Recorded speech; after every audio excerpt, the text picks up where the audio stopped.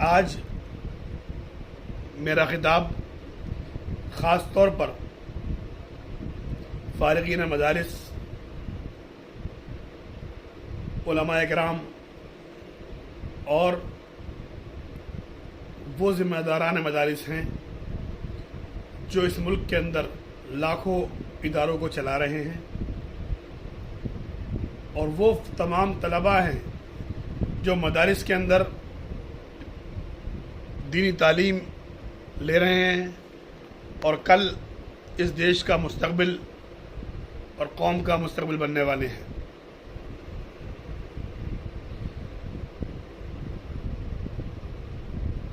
دوستو،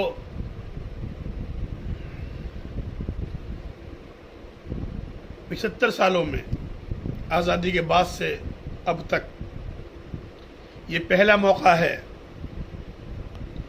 کہ ہندوستان کی تاریخ میں ایک ٹرننگ پوائنٹ ہے۔ مدارس کو لے کر، مساجد کو لے کر، ملک کے حالات کو لے کر، ہمارے وجود کو لے کر، دین و اسلام کی تمام چیزوں کو لے کر، جہاں ایک طرف ملک تبدیل ہو رہا ہے اور ملک میں کئی قسم کی وچار دھارائیں چل رہی ہیں، وہیں مدارس اسلامیہ، مساجد، مکاتب اور تمام ان لوگوں کے سامنے بھی ایک چیلنج ہے جنہوں نے اپنے خون پسینے سے، اپنی محنت سے اور اپنے اخلاص سے مسلم امہ کے فلاح کے کام کیے اور دین کو کما حقہ لوگوں تک پہنچانے کا کام کیا۔ اسی میں ایک کڑی آ جائی ہے، یعنی کہ اتر پردیش کی سرکار نے مدارس کے سروے کا آدیش دیا ہے۔ مدارس کا سروے جو ہو رہا ہے وہ بال آیوگ کے حکم کے بعد، بال آیوگ کی رپورٹس کے بعد عمل میں آیا ہے۔ سرکار نے مدرسوں کا جو سروے کرنے کا حکم دیا ہے، جیسے ہی آرڈر آیا، دیش کے کئی مسلم نیتا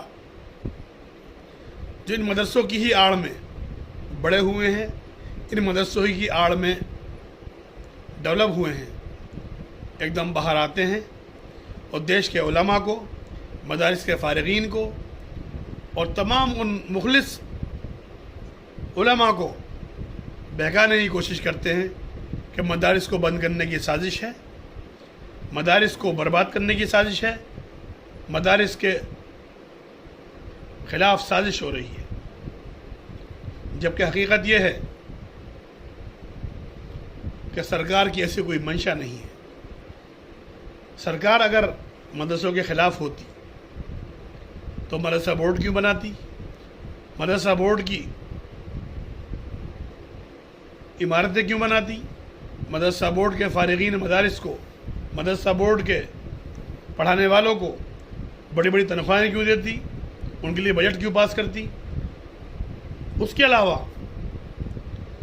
جو سنستھائیں ہیں جو مدرسے رجسٹرڈ نہیں ہیں، سنستھاؤں کے تحت چلتے ہیں، ان سنستھاؤں کو بھی لگاتار اپنے سینٹرز بھی دیتی ہیں، جو سرکار کی مراعات ہوتی ہیں وہ بھی دیتی ہیں۔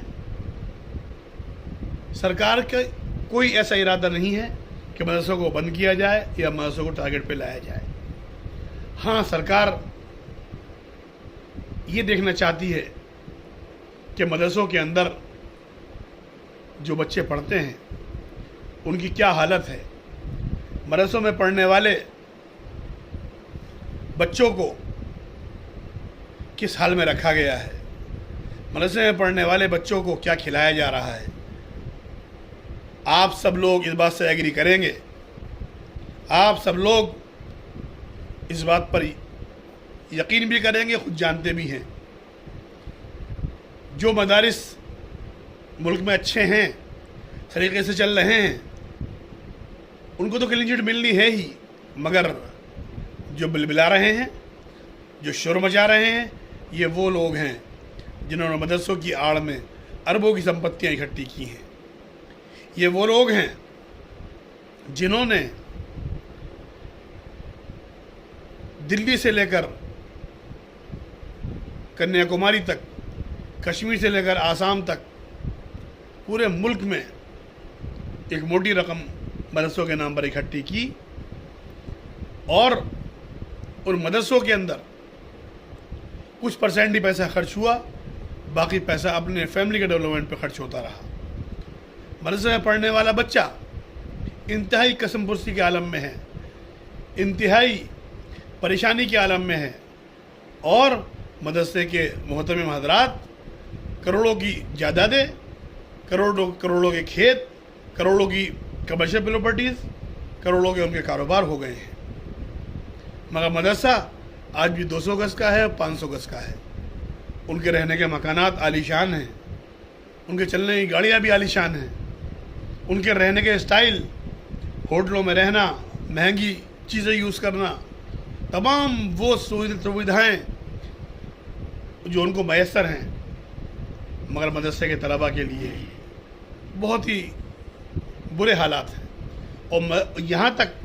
کہ مدرسے میں پڑھانے والے مدرسین کی حالت ان سے زیادہ پتلی ہے۔ 6-6 ہزار میں، 7-7 ہزار میں، 8-8 ہزار میں ان کو پورے مہینے پڑھانے میں مجبور کیا جاتا ہے۔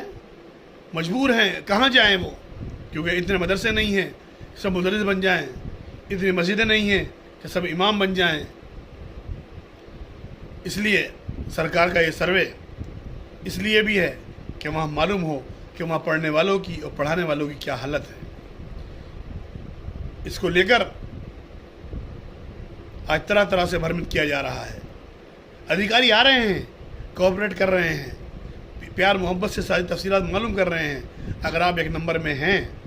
آپ کو کوئی دقت نہیں ہے، تو آپ بتائیے کہ یہ ہمارے ادارے کا نام ہے، یہ ہماری سنستھا کا نام ہے، یہ کمرے رہنے کے ہیں، ان میں ہم یہ سہولیات دیتے ہیں، ہم یہ پڑھاتے ہیں، اور ہم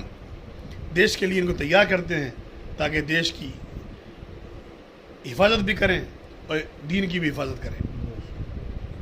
مگر